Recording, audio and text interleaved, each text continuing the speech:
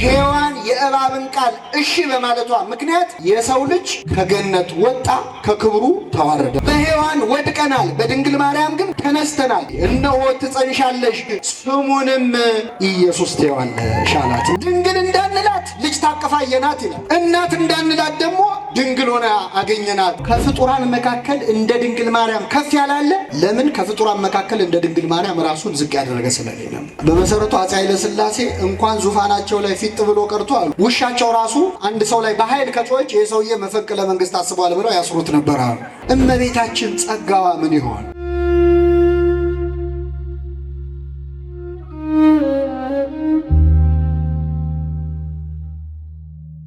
ቅዱስ ያዕቆብ ዘስሩግ የተባለ ታላቅ ሶርያዊ አባት አለ።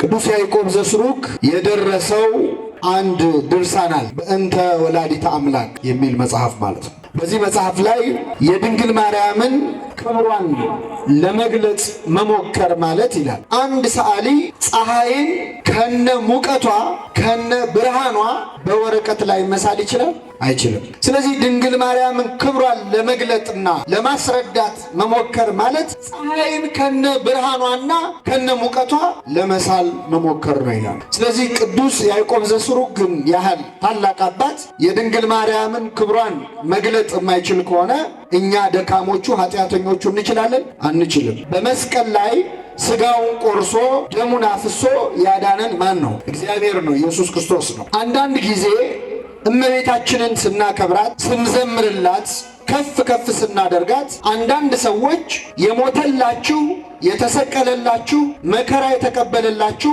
ክርስቶስ ሆኖ ሳለ ይህንን ያህል ቦታ ለድንግል ማርያም የምትሰጡት ለምንድን ነው የሚሉ ሰዎች አሉ። ትንሽ አልበዛም ወይ የሚሉ አሉ። በእኛ መዳን ውስጥ ድንግል ማርያም ያላት ድርሻ ምንድን ነው? የእርሷ መኖር ለእኛ መዳን ምን ያህል አስፈላጊ ነው? የእርሷ አለመኖርስ የእኛን መዳን ምን ያህል ይጎዳው ነበር? አንዳንድ ሰዎች ደግሞ እመቤታችንን ያከበሩ መስሏቸው አይ ለነገሩ መከበር እኮ ይገባታል፣ ምክንያቱም ምንም ቢሆን እኮ የወለደችው አምላክን ነው ደግሞ ይላሉ። ይህም ንግግር ጥሩ ነው፣ ግን ትንሽ ችግር አለበት። ድንግል ማርያም ምንም ቢሆን አምላክን ወልደዋለች የሚሉ ሰዎች ምንም ቢሆንን ምን አመጣው? ስለዚህ ሁለተኛው ምዕመናን፣ እርግጥ ነው እመቤታችን አምላክን መውለዷ የመጨረሻ ክብር ነው፣ ጸጋ ነው።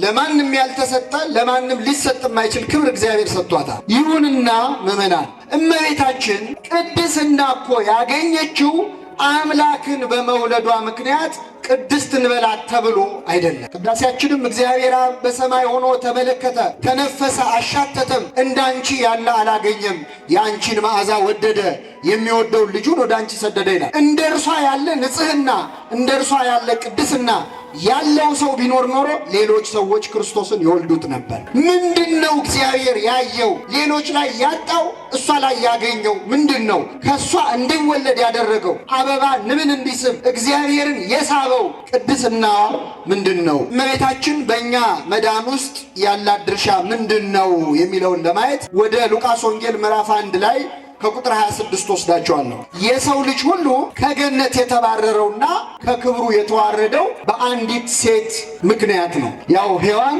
ከእባብ ጋር ተነጋገረች፣ ጓደኛ ሳታጣ አዳም እያለ ከእባብ ጋር ጓደኝነት ጀመረች። እባብና ሔዋን ተነጋግረው ሔዋን የእባብን ቃል እሺ በማለቷ ምክንያት የሰው ልጅ ከገነት ወጣ፣ ከክብሩ ተዋረደ ማለት። ሁሉም እምነት ተከታዮች ሔዋን ለሰው ልጅ መውደቅ ምክንያት ናት በሚለው ያምናሉ። ሔዋንና እባብ ያደረጉት ቃለ ምልልስ በትክክል የሰው ልጅ ከገነት አስወጥቶታል፣ ክብሩን ጸጋውን አሳጥቶታል። በዚህ ምክንያት ለረጅም ዓመታት ሔዋን ትወቀስ ነበር። በሔዋን ነው የወደቅነው እንል ነበር። እንግዲህ ለመውደቃችን ሔዋን ከእባብ ጋር ያደረገችው ቃለ ምልልስ ወሳኝ ከሆነ ለመነሳታችን ደግሞ ድንግል ማርያም ከገብርኤል ጋር ያደረገችው ቃለ ምልልስ ወሳኝ ነው አይደለም? በሔዋን ወድቀናል፣ በድንግል ማርያም ግን ተነስተናል። ሔዋን ለእኛ መውደቅ ካደረገችው ሚና ይልቅ ድንግል ማርያም ለእኛ መነሳት ያደረገችው ይበልጣል አይበልጥም? ብዙ ሰዎች በሔዋን ምክንያት ወደቅን በሚለው ይስማማሉ፣ በድንግል ማርያም ምክንያት ተነሳን የሚለውን ግን መቀበል አይችልም።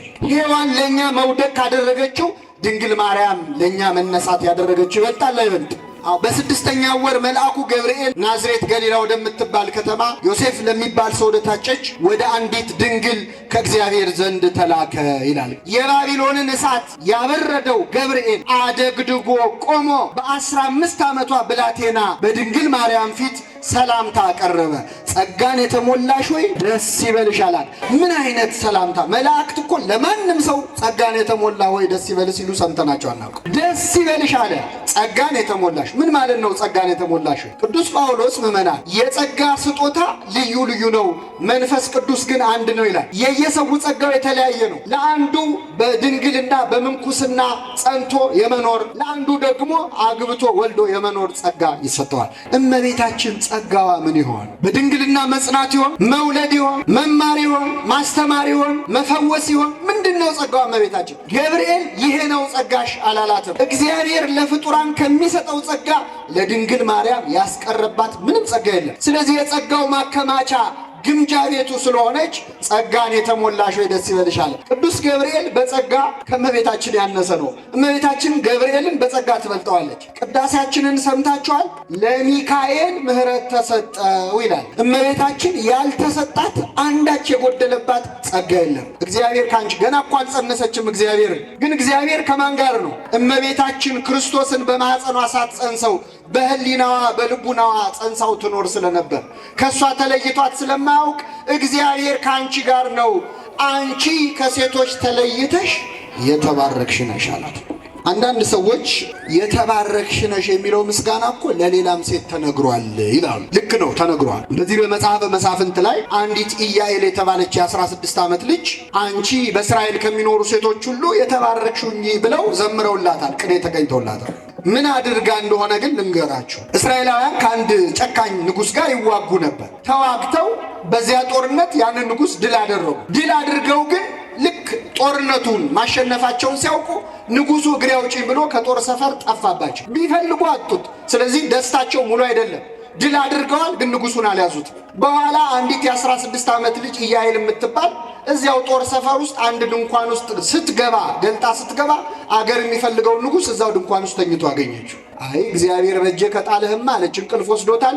ድንኳኑ የተተከለበትን ብረት ካስማውን ነቀለችና መዶሻ አምጥታ በተኛበት በጆሮ ግንዱ አስገብታ ገደለችው ይላል። አንገቱን ቆርጣ ለእስራኤል አሳየቻቸው። ደስ አላቸው። አንቺ በእስራኤል ከሚኖሩ ሴቶች ሁሉ የተባረክሽ ሁኚ አሏት። አሁን እቺ ሴት ከእመቤታችን ጋር ትነጻጸራለች? ምን አድርጋ ነው የተባረክሽ የተባለ? በአንድ እጇ መዶሻ አይደለ? በአንድ እጇ ካስ፣ በአንድ እጇ ክርስቶስን አቅፋ ያጠባች ያሳደገች ድንግል ማርያም ከዚህ ሴት ጋር አትነጻጸር። በዚያ ላይ እስራኤል ምንድነው ያሏት? ይችን ሴት የተባረክሽ ሁኚ ነው ያሏት። ገብርኤል ግን መጥቶ የተባረክሽ ሁኚ አይደለም ያለው። ምንድነው ያለው? ገብርኤል አልባረካትም፣ ቡርክቶና ነው ያገኛት፣ ተባርካ ነው ያገኛት እመቤታችንን። በእውነት እመቤታችንን ግን ልብ አድርጉ፣ ማንም እንዲህ ያለ ምስጋና አልቀረበለትም። ጌታ ከአንቺ ጋር ነው፣ አንቺ ከሴቶች ተለይተሽ ምን ያልሽ ነሽ አላት? የተባረክሽ ነሽ አላት። እርሷን ባየችው ጊዜ ይላል ከንግግሩ የተነሳ በጣም ደነገጠች።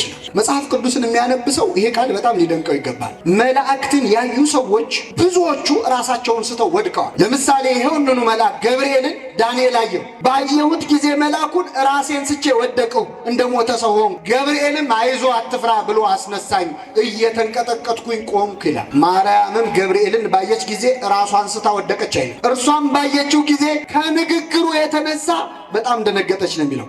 ያስደነገጣት መልአኩ ነው ቃሉ ነው? ቃሉ ነው። እመቤታችን መላእክትን አይታ ልደነግጥ አትችልም። ምክንያቱም አቅፈው ደግፈው እየመገቡ ያሳደጓት እነማን ናቸው? አዎ ቅዱስ ያሬድ እንደ ወትሮ ያልሆነ መልአክ ታያት ይላል። ፋኑኤል በክንፉ አልብሶ ሲመግባት ያደገች እመቤታችን ገብርኤልን አይታ ልደነግጥ አትችልም። ከቃሉ አነጋገር አይታ ደነገጠች። ይህ እንዴት ያለ ሰላምታ ነው ብላ አሰበች ይላል። ተናገረች አላልኩም። አንዳንድ ሰዎች ስለ ድንግል ማርያም እኮ በመጽሐፍ ቅዱስ ብዙ አልተጻፈም፣ እናንተ ናችሁ የምትናገሩት ይላሉ። አይን ላለው ሰው ተጽፏል። እመቤታችን በመጽሐፍ ቅዱስ ያደረገችው ብቻ ሳይሆን ያሰበችው ሳይቀር ተጽፏል። 3 ቦታ ቅዱስ ሉቃስ ማርያምም ይህን ነገር ሁሉ በልቧ እያሰበች ምትለው ነበር፣ ትጠብቀው ነበር 2 ጊዜ። አሁን ደግሞ ያስደነገጣት ቃሉ ነበር። እዚህ ላይ የእመቤታችንን ትሕትና እንደው ላድንቅላችሁ። ቅዱስ ዮሐንስ አፈወርቅ ትሑት የሚባለው ኃጢአተኛ ነኝ የሚል አይደለም፣ ኃጢአተኛ ነህ ሲሉት የሚታገስ ነው ይላል። አሁን እዚህ ጉባኤ መሃል አንድ ሰው ተነስቶ እኔ የረከስኩ ነኝ፣ እኔ እንደው ኃጢአተኛ ነኝ ቢል ወይ እንደው እንዴት ያለ ትሁት ነው እንላለን። እዚህ የረከስኩ ነኝ ያለው ሰውዬ ግን ከቤተ ክርስቲያን ሲወጣ ጠብቃችሁ አንተ ርኩስ ና ብትሉት አቤት ይላል። ማን ነው ርኩስ ብሎ እጁን ነው የሚሰበሰው። እመቤታችን ገብርኤል ሲያመሰግናት አንድ ቃል አልተነፈሰችም። በልቧ ግን እንዲህ ያለውን የምስጋና እጅ መንሻ እንደምን እቀበለዋለሁ አለች። እንዴት አይነት ትሕትናና ዕውቀት ነው ያላት! በ15 ዓመቷ እንደ ሔዋን ዝም ብላ ምስጋናውን አልተቀበለች። እንዴት ያለ ሰላምታ ነው ብላ ምስጋናውን መረመረች። ገብርኤል እንዲህ አላት፣ ማርያም ሆይ አትፍሪ፣ በእግዚአብሔር ፊት ሞገስ አግኝተሻልና አላት። ፀሐይ ብንሞቃትም ባንሞቃትም ሙቀቷ አይቀንሳት። ድንግል ማርያም ብናከብራትም ባናከብራትም ማናክብሯታል። እነሆ ትጸንሻለሽ፣ ወንድ ልጅም ትወልጃለሽ፣ ስሙንም ኢየሱስ ትይዋለሽ አላት። እኛ ኢየሱስ የሚለውን ስም የሰማነው ከመጋቤ ሐዲስ ከቅዱስ ገብርኤል ነው። ለዓለም ኢየሱስ የሚለውን ስም ያመጣው ማን ነው? ገብርኤል ነው። አንዳንድ ሰዎች ገብርኤልን አሁን ያመጡ ስናከብር ኢየሱስን አታውቁትም ይላሉ። ደግሞ ለገብርኤል ኢየሱስን ሊያስተዋውቁት ማለት ነው። ስለዚህ ምእመናን አንድ ሰው እንደውም ኢየሱስን ለማወቅ መጀመሪያ ገብርኤልን ማወቅ አለበት። ገብርኤልን የማያውቁ ሰዎች ኢየሱስን ቤት በኩል እንዳወቁት እግዚአብሔር ይወቀው ራሱ። ስሙንም ኢየሱስ ትይዋለሽ፣ እርሱ ታላቅ ነው፣ የልዑል ልጅ ይባላል። ጌታ አምላክም የዳዊት የአባቱን ዙፋን ይሰጠዋል፣ በያዕቆብ ቤት ላይ ለዘላለሙ ይነግሣል፣ ለመንግስቱ ምን የለውም ማለት። አሁን ልትናገር ነው። እስቲ ስሟት እመቤታችንን። ጸጥ ብላ ሰማችሁ። ገብርኤል መጥቶ ሰላም ሲላት ሲያመሰግናት፣ ትወልጃለች ሲላት ምን አለች? ወንድ ስለማላውቅ ይህ እንዴት ይሆናል አለች። ይህ እንዴት ይሆናል? እኔ ድንግል ነኝ።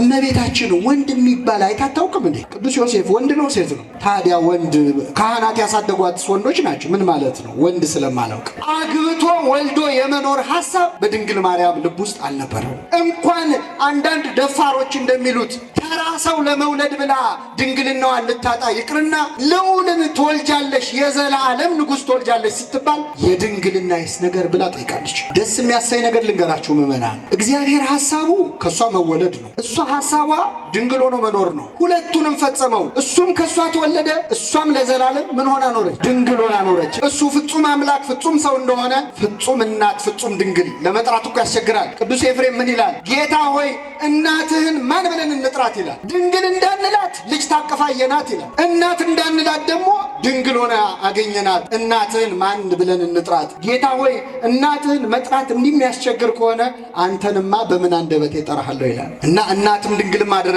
ገብርኤል ጠየቀችው፣ በእውነት እንዴት ይሆናል አለችው። ቅዱስ ገብርኤል ዘካርያስን ሊያበስረው ሄደ። ዘካርያስ እንዴት ይሆናል ብሎ ሲከራከረው እንዴት የተዘጋ ማህፀን ይከፈታል ሲለው ይሄ እስከሚፈጸም ድረስ ምን ትሆናል?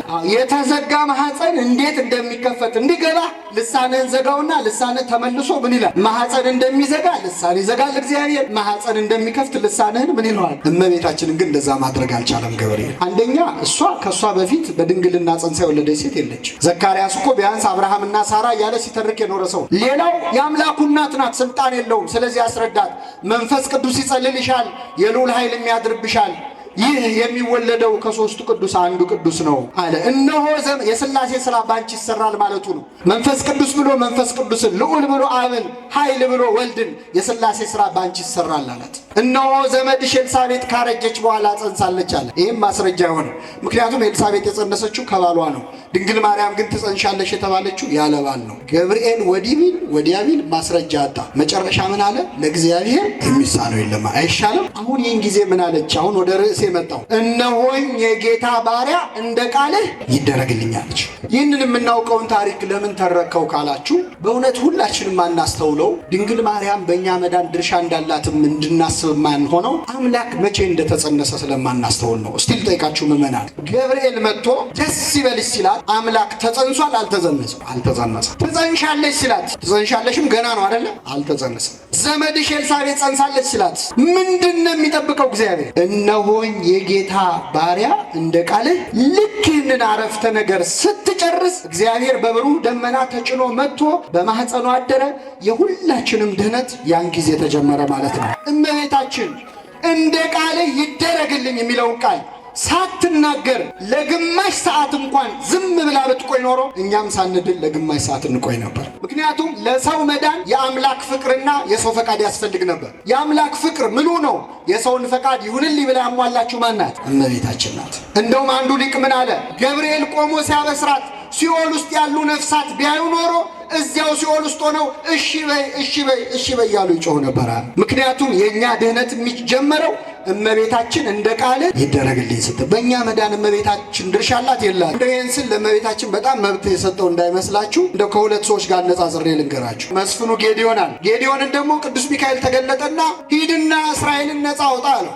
አንተ የእግዚአብሔር መልአክ መሆንህን በምን አውቃለሁ? ስለዚህ መስዋዕት ላቅርብና እሳት ከሰማይ ወርዳ ከበላችሁ ያኔ መልአክ መሆንን ይታወቃል። ስለዚህ መስዋዕት እስካቀርብ ድረስ ከዚህ ጋር እንዳትላወሳል። ቅዱስ ሚካኤል የዋደልሽ ብሎ ቆመለት። መስዋዕቱ ቀረበ፣ እሳት ከሰማይ ወርዶ በላው።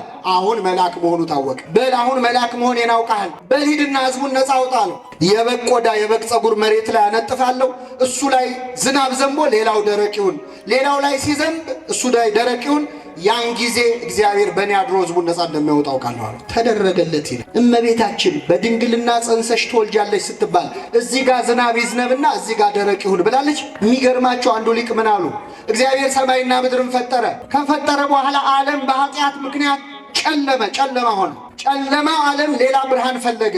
ለጨለማው ዓለም ያበራው እውነተኛው ብርሃን ማን ነው? ክርስቶስ ነው። የመጀመሪያው ብርሃን ሲበራ ሲፈጠር ብርሃን ይሁን ያለው እግዚአብሔር ነበረ።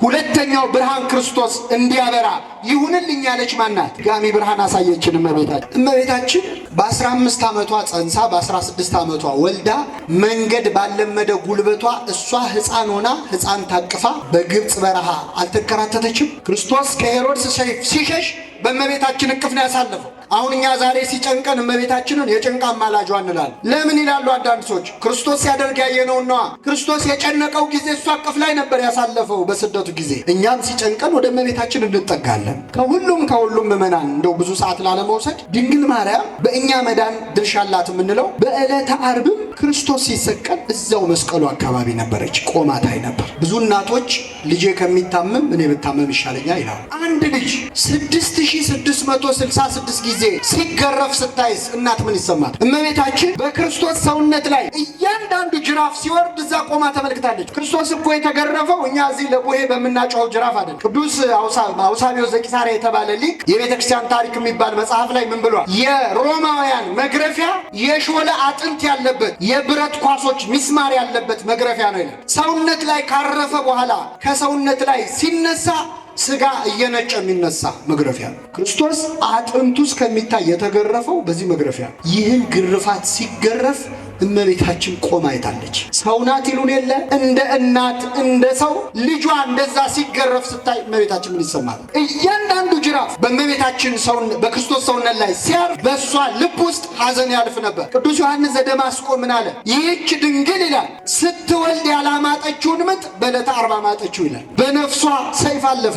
እያንዳንዱ የክርስቶስ የሰውነቱ ላይ ቁስል የድንግል ማርያም የልቧ ቁስል ነበረ። አሁን እመቤታችን እስከ መጨረሻው ሰዓት መስቀሉ ስር ቆማ ተመልክታለች። እነኋት እናትህ ከመሞቱ በፊት ግን ሌላ አይቶ ሊሞት አይኑ ከመከደኑ በፊት ክርስቶስ ግን ሲጨፍንም ሲገልጥም ወደዚህች ምድር ሲመጣም ከዚህች ምድር ሲሄድም የተመለከታት እመቤታችን ነበር። እነኋት እናትህ እነሆ ልጅሽ ብሎ እስከ ሰጠ ሰዓት ድረስ ወላዲተ አምላክ የእኛን መዳን ይሁንልኝ ብላ እንዳስጀመረች እስከ መስቀል ድረስ ቆማ አስፈጽመዋለች። እመቤታችን ቅድስት የሆነችው አምላክን ከወለደች በኋላ አይደለም። አምላክን የወለደችው ምን ሆና ስለተገኘች? ቅድስት ሆና ስለተገኘች። እመቤታችን ቅድስናዋ ብዙ ነው። እንኳን በእኔ አይነቱ ኃጢአተኛ ቀርቶ ቅዱሳንም አቅቷቸዋል የእሷን ቅድስና ለመግለጽ። ግን እንደው ከብዙ ቅድስናዋ ትህትናዋን ብቻ ልንገራችሁ ይሆናል። እመቤታችን ከፍጡራን ሁሉ ይላል ቅዱስ ያዕቆብ ዘስሩግ እንደ እርሷ ያለ ትሁት ሰው የለም። ትህት ነበረች እመቤታችን። የሚገርመው ከፍጡራን መካከል እንደ ድንግል ማርያም ከፍ ያላለ ለምን? ከፍጡራን መካከል እንደ ድንግል ማርያም ራሱን ዝቅ ያደረገ ስለሌለ። ፍጹም ትህትና ነበራት። ትህትናዋን ለመረዳት መጀመሪያ ክብሯን መረዳት ያስፈልጋል። ከሷም በፊት ከሷም በኋላ እግዚአብሔርን የወለደች አለች የለች? እግዚአብሔርን ልጄ ብላ የጠራች እግዚአብሔር እማዬ ብሎ የጠራት ከእመቤታችን በስተቀር ማን አለች? ምዕመናን ማንም የለም። ፈጣሪን ማቀፍ እኛ ቀና ብለን አንጋጠን የምናየውን አምላክ እመቤታችን በእጆቿ ታቅፋ ቁልቁል ተመልክተዋለች። የእሱ መወለድ ሲገርመን የእሷ መውለድም ይገርመናል። እሱ በግዕዘ ሕፃናት በቤተልሔም አለቀሰ፣ ተራበ፣ ከእናቱ ጡቶች ወተት እየለመን አለቀሰ። የእሱ መለመን ይገርመናል። እግዚአብሔር ሲያለቅስ ማየት ከዚህ በላይ ምንም ይደንቅ ነገር አለ? የእሱ ማልቀስ ሲገርመን የሷ ማባበልም ይገርመናል። ወላዲተ አምላክ የሰማይና የምድርን ጌታ እሺ ብላ ስታባብለው ተመልከቷል። ቅዱስ ቅዱስ ቅዱስ እግዚአብሔር እየተባለ የሚመሰገነውን አምላክ እንደ ሕፃን አቅፋ እሺ ብላ አባበለችው። እንባው በፈሰሰ ጊዜ አንድ ሕፃን እንባውን የምትጠርገው ማናት? ክርስቶስ በግዕዘ ሕፃናት በቤተልሔም በኤፍራታ ሲያለቅስ እመቤታችን እንባውን ጠረገችው። የፍጥረቱን እንባ የሚያብሰውን አምላክ እንባውን አበሰችው። የአምላክን እንባ ባበሰችበት እጇ የሁላችንን እንባ ታብስልን። ወላዲተ አምላክ ለፍጡር ሊሰጥ የማይችል ጸጋን የተሰጣት እናት እጁን ይዛ ቀስ አድርጋ እንዲቆም እንደምታለማምደው የሰማይና የምድርን ፈጣሪ እጆቹን ይዛ እንዲራመድ ስትመራው ተመልከቷት ድንግል ማርያምን። ከዚህ በላይ ክብር አለ ለፍጡር ምእመናን? እግዚአብሔር እማዬ ብሎ የጠራት አዳምን እፍ ብሎ የሕይወት እስትንፋስ የሰጠውን አምላክ ግንባሩን ስትስመው፣ ጉንጮቹን ስትስመው፣ እንባውን ስትጠርገው ተመልከቷት እመቤታችን። ከሰማይ ከምድር ከመላእክት ከሰው ከፍጥረት ሁሉ ማን ትበልጣለች? እመቤታችን። ክርስቶስን የሚያውቅ ሰው እሷን ያከብራታል። የእሱ ክብር ሲገባው ለካ የወለደችው እሱን ነው ብሎ እመቤታችንን የሚያከብራት። ይህንን ክብር ይዛ ግን ትሕትናዋ በጣም ይደንቅ። በሀገራችን የመጨረሻ የነገሱት ንጉሥ አፄ ኃይለ ሥላሴ ናቸው ይባላል። እኚህ ንጉሥ የሚቀመጡበት ዙፋን ነበረ እና ትንሽ አጠር ስለሚሉ ደግሞ የእግራቸው መርገጫ ደግሞ እንደ ትራስ ነገር ነበረ። እኚህ ንጉሥ የሚቀመጡበት ዙፋን ላይ እንደው ሞት ካላማረው ይቀመጣል። በመሰረቱ አፄ ኃይለ ሥላሴ እንኳን ዙፋናቸው ላይ ፊት ብሎ ቀርቶ አሉ ውሻቸው ራሱ አንድ ሰው ላይ በኃይል ከጮች የሰውዬ መፈንቅለ መንግስት አስቧል ብለው ያስሩት ነበር አሉ። እና እንደውም አንዱ ሰውዬ ወደ ቤተ መንግስት ሲገቡ እቺ ውሻ መታ ጮኸችባቸው። እኚህ ሰውዬ ዞር አሉና ውሻዋን አንቺ ሰው ያላሰበውን አታሳስብ ያሉ። ምክንያቱም መዘዝ ነዋ፣ ችግር ነው። ልክ ነው። ጎልማሳ በሚስቱ ንጉሥ በመንግስቱ ሲመጡበት ምን አይልም አይወድም። ነገር ግን ምእመናን እኚህ ንጉሥ ዙፋናቸው ላይ ማንም አይቀመጥም፣ እግር መርገጫቸው ላይ ማንም ሄዶ አይረግጥም። ግን ይህ ዙፋን እንደው በሆነ አደጋ አርጅቶ ቢሰባበር ዙፋኔ ተሰበረ ብለው ለቅሶ ይቀመጣሉ? ጥቁር ይለብሳሉ? እናታቸው ብትሞትስ? ከእናትና ከዙፋን ማን ይበልጣል? እናት። እግዚአብሔር ምን አለ? ሰማይ ዙፋኔ ነው አለ።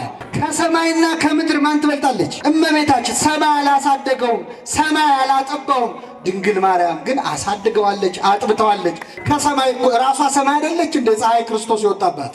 እንደውም እሷ ወደ ሰማይ በማድረጓ እድለኛ እሷ ሳትሆን ሰማዩ ነው። አዲስ ሰማይ በማየቱ የታደለ ሰማይ እንጂ እመቤታችን ከሰማይም ከምድርም ምን ትላለች? ትበልጣለች። በእውነት ይህን በልቡናችን ይሳለብን እግዚአብሔር። እመቤታችን ወደ ኤልሳቤጥ ቤት ስትገባ ይላል በኤልሳቤጥ ላይ መንፈስ ቅዱስ ሞላባት ይላል። አንቺ ከሴቶች ተለይተሽ ምን ያልሽ ነሽ? የማኅፀንሽን ፍሬ ቅድም እኮ ገብርኤል መጥቶ አንቺ የተባረክሽ ነሽ ብሎ ነበር። ተመልከቱ የድንግል ማርያም ምስጋናዋ እየጨመረ መጣ።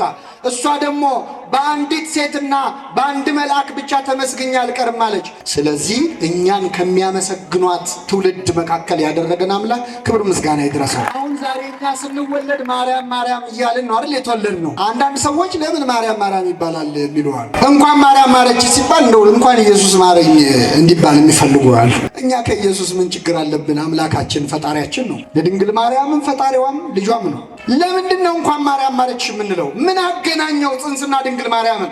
ኤልሳቤጥን ሂዱና ጠይቋት። የሰላምታሽ ድምፅ በጆሮዬ በገባ ጊዜ ጽንሱ በማኅፀኔ በደስታ ምን አለ? አንቺ ከሴቶች ሁሉ የተባረክሽ ነሽ፣ የማኅፀንሽን ፍሬ የተባረከ ነው። ልክ ሰላምታሽን እንደሰማሁ ጽንሱ በማኅፀኔ በደስታ ዘለለ። ጽንስና እመቤታችን ጉዳይ እንዳላቸው ያወቅ ነው። ምርጧ አዋላጅ ድንግል ማርያም ናት። በፍጡራን መካከል ማንም የለም። መመራን የትኛውም ሐኪም ቤት ብትሄዱ እናቶቻችን ቀዶ ጥገና እኮ አያውቁም። ያውቃሉ? ጎንበስ ብለው ማርያም ማርያም ብለው ሲወልዱን የኖሩት። እኛም ገና ማርያም ማርያም እያልን እንወልዳለን እንዋለን። ድምፅ ዮሐንስ ሲወለድ የአባቱ ድምፅ ተከፈተ ማለት ነው። ድምፅ ሲወለድ ድምፅ ይከፍታል። አያችሁ? ልክ ልሳኑ ሲከፈትለት የእስራኤል አምላክ እግዚአብሔር የተባረከ ይሁናል። ዮሐንስ ደግሞ ጌታን ሲያጠምቀው ቡሩክ የቡሩክ ልጅ ብርሃንን የምትገልጥ አቤቱ ይቅር በለን አለ። የተባረከ ቤተሰብ ንግግሩ በረከት ነው። አባ ጊዮርጊስ ዘጋስጫ መልሶልናል። ከፍጥረት ሁሉ ሰይጣን አንቺን ይጠላል ይላል። አንቺ ከተወለድሽ ጀምሮ እረፍት አላገኘም። መብረቅ ሲጮህ ሰው ክው ብሎ እንደሚደነግጥ የድንግል ማርያምን ስም ሲሰማ ዲያብሎስ ክው ብሎ ይደነግጣል። አባ ጊዮርጊስ በጣም ነበር የሚወዳት። የሚገርማችሁ እስር ቤት ውስጥ ታስሮ ብዙ ዓመት ሆኖት ነበር ይላል ታሪኩ ገድሉ። እና ታስሮ 10 ዓመት ቆየና አይ በቃ ከእንግዲህ በኋላ ሳልፈታም ብሎ ተስፋ ቆርጦ እያለ ያሰረው ንጉሥ አፄ ዳዊት ድንገት ሞተ። ልክ ንጉሡ ሲሞት አንድ ሰው በፈረስ እየጋለበ መጣና ለአባ ጊዮርጊስ አባቴ የምስራች አለ። ምስር ብላ ምን ነው አለው። ሲያሰቃይ ሲያስረ የነበረው ንጉሥ አጼ ዳዊት ሞተ አለው። አባ ጊዮርጊስ ስቅስቅ ብሎ አለቀሰ። ሲያሰቃይ ሲያስረ የነበረው ንጉሥ እኮ ነው አለው። አረ ከዚህ በኋላ 1000 ዓመት ኖሮ 1000 ዓመት ቢያስረኝ ይሻለኝ ነበር። እንዴ ለምን እንዲህ ትላለህ? እሱ እኮ በጣም ነው የሚጠላህ አለው። አባ ጊዮርጊስ ግን እኔም ቢጠላኝም ድንግል ማርያምን ግን ይወዳት ነበር አለ። አንዳንዶቻችን ደግሞ አረ እኔ እንደውም ፍቅሯ በዝቶብኝ ጨንቆኛል ደግሞ የሚል ሰው ይኖራል። እንደው በጣም ከመውደድ የተነሳ እንደው እግዚአብሔር እንዳይከፋው ቅር እንዳይለው ከሱ በላይ የወደድኳት ሆኖ እንደው እግዚአብሔር ቅር እንዳይለው ብሎ የሚጨንቀው ይኖራል። እንዲህ ከሆነ እንዳትጨነቁ ምእመናን። የፈለገ ብንወዳት ልጇ ከወደዳት በላይ ልንወዳት እንችላለን። እሷን መውደድ ጥፋት ከሆነ ማን ሊጠየቅ ነው ማለት ነው? ምክንያቱም ሰው የአምላክን ሰው መሆን ለመረዳት መጀመሪያ ያለበት ከቤተልሔም ነው። ክርስቶስ ለማዳን ለመሰቀል ለማስተማር ከሆነ ከድንግል ማርያም ሳይጸነስ ሳይወለድ ልክ እንደ አዳም ከመሬት ራሱን ስጋውን አበጅቶ ማዳን መሰቀል ይችላል አይችልም? ጉዳዩ የሚጀምረው ከቤተልሔም ነው ምእመናን። ድንግል ማርያም የሌለችበት ክርስትና ፈጽሞ ዋጋ የለውም።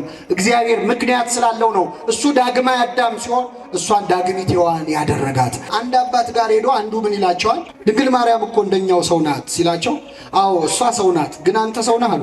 መጽሐፍ ቅዱስ ልጄ ሆይ ምን ሁን ይላል? ሰው ሁን ይላል። እግዚአብሔር ሰዎች ያድርገን። የሰማነውን በልቡናችን ያሳድርብን።